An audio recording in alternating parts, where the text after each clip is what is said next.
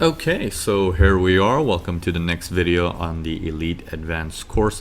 Now, this one we wanted to be talking a bit about what is a trend pullback failure, right? What is a trend pullback failure? So now, let's take a look at the common designs that you're used to seeing. So let's say there is a market that you're looking at and it's in a downtrend, right?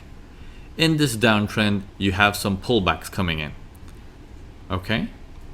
Now, every trade will have a trend pullback failure because this downtrend actually has your pullback as an uptrend, right? This pullback as it's going higher, every time he makes a higher high, it's a new trend, and then it starts to pull back and goes up higher high, and it's no new high. Okay, so we're like, oh, okay, well, that's a little mini set one. Great. If that no new high does this, and he tries to come down for a set two, but he immediately takes out the guy who started it, now what you're looking at is a trend pullback failure, which means now you're not going to get an opportunity to possibly range this trade and trade it from up in this area, but you're going to get an opportunity to only trade it if prices come either to this area or to an area that is around this area. Okay? Now that's what we call a trend pullback failure. Now, sometimes a trend pullback failure can be an illusion. Okay, so let me show you. If, for instance, we say, okay, we know set one happened. As long as we don't take out this guy, the trade is still on for the buys because we need a set two for a better price. Sometimes the prices will come down, break that guy who started it, and will jump right back up, keeping you in this illusion of, is it in? Is it not in? What's going to happen? And it will hold like this, looking like a money spot, because now these guys are saying, oh my God, V formation test for a sell, while these guys are saying, well, my guy never got taken out. It's actually a probe for a buy. Okay? So you can get stuck into this illusion. That means you have to allow this little set two that belongs to this guy to perform.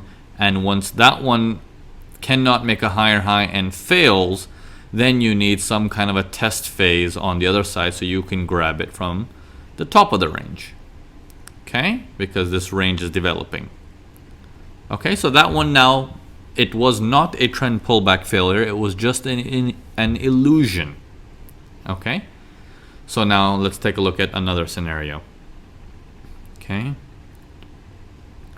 All right. A trend pullback failure can also do this. Now, these are one of the worst ones, and, frankly, I hate them.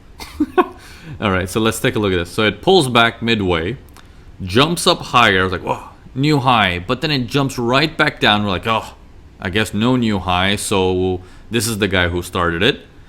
And as he's jumping back down, he does this. He takes out the guy on the bottom as well. Like, oh, man.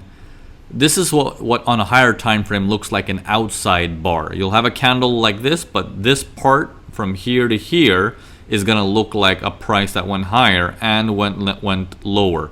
So it's going to look like what is referred to in the technical language an outside bar. Okay.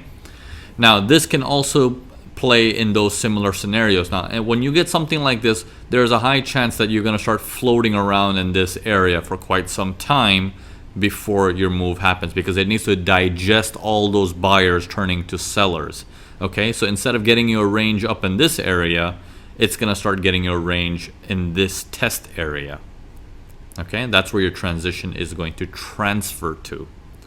Okay, let's do some in an uptrend example. Okay, let me how do I select all and delete? Okay, now let's take a look at this in an uptrend. So it's a buyer's market, starts pulling back. So far it's a lower low doing its job, very good. Lower low, very good. Pulls back, lower low, no good, no bueno. It's like, okay, very bad. So he's not making a lower low, so we're like, okay, well, that's probably, that's the guy who started it. That's probably my mini little S1. We need a price that's better than him, but please don't take this guy out if we want to stay and get that nice transition happening so we can do the buy as low as possible. So a trend pullback failure would be he goes up and he immediately takes out that guy. Now, Those of you guys who are in the volume courses will also realize these things can be confirmed additionally with a high volume on the move up. Because what we don't like to see generally is our set 2 coming with the volume, right? So if you start getting a volume here on a trend pullback failure, that means their little set 2 for this guy starts to have some volume coming in. If volume comes in, that means that sell is going to have some problem coming in. Okay, remember how we always talk about in the volume course that we like to see 0 to no volume, low volume as much as possible on set 2, right? So you can confirm that with the volume as well. So a trend pullback failure would be when he takes out that guy but confirms it by holding above. And if you can get a hold above, then these trades can either hold into above that SNR there, or even come down for one more test at this SNR level here before jumping up to the next level. Okay, so why into these areas or these areas? Okay, so now you want to be smart about it and find out that all these sellers who's pullback sell, pullback sell, pullback sell, everybody along the way is doing some sells, right? So this guy was doing a pullback sell that didn't make a lower low. In fact, it snapped back in his face and killed him. Okay, or took him out if you want to call it. Killed him is such a strong word. We should stop using that. Okay, so it took him out. Okay, it's like a hitman. So he took him out. So this area now becomes important that there is some money in there. If you remember from your 4CB lessons for precision, so your test phase should be coming back to some kind of SNR in this area, or can come down an SNR in this area and then start taking off again. Okay, so that's a trend pullback failure. Your transition happens to be like this. It's like it's a little bit weird of a looking range, and then it ranges inside that range but on the upper side, and then it takes off. It'll look something similar to that. All right, so let's do another scenario and when it looks like it's an illusion. So here we have a no lower low sequence, and we're like, okay, we'll classify that as a set 1. Okay, like no lower lows, right? So we're like, okay, that's set 1. Okay, so we need maybe a set 2 to come up a little bit higher than this, and he does that. He goes up, bam, he takes out the guy who started it, and we're like, oh, looks like it's a trend pullback failure. And then he does this and he does that. He's like, oh no, it's not a trend pullback failure. Set 2 is still alive.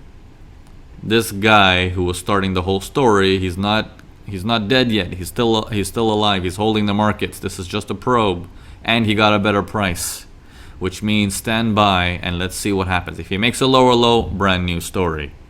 But if he does not make a lower low, it's like, okay, well, come on. As soon as you're done, okay. All right, now give me some tests. Great, because we're developing the range now. Let's see if we can grab the prices as low as possible from the range to try to take it up. Okay, and your real V formation comes only after the death of set 2 with no lower lows. Okay, and after that V formation is all your test phases.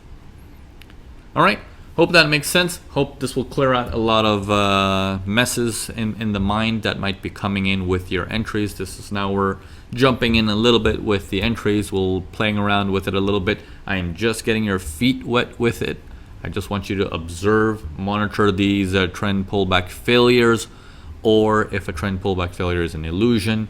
So just watch it very carefully and be aware. Okay? Hope that helps, guys. Cheers. Bye for now.